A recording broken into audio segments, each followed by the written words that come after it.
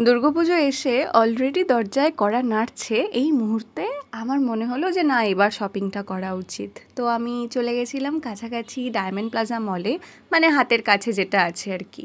ভেবেই গেছিলাম যে প্যান্টালুন্সে যাব, কারণ ওখানকার কালেকশন আমার খুব ভালো লাগে। তো গিয়ে প্রথমে এথনিকের মধ্যে কিছু দেখছিলাম, তারপরে চলে গেলাম ওয়েস্টার্নের দিকে, কারণ আমার জিন্স নেওয়ার ছিল, টপ নেওয়ার ছিল।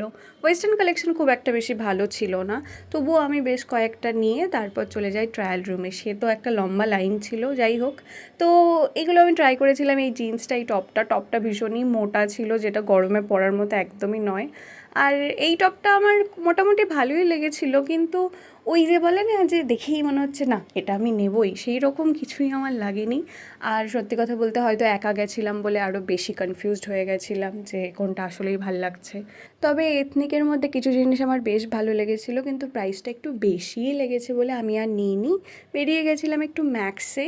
আর যেখানে এই ড্রেসটা আমার ভীষণ ভালো লেগেছিলো, মাকে ভিডিও কল করে দেখিয়েছিলাম, মায়েরও ভালো লেগেছিলো, কিন্তু ফিটিং ইস্যু ছিল, তাছাড়া আমি নিয়ে নিতাম। তারপর গেছিলাম একটু 99 স্টোরে, যেখানে একটা দুটো জিনিস বাদ দিয়ে বাকি সবই 99-এর ওপরে।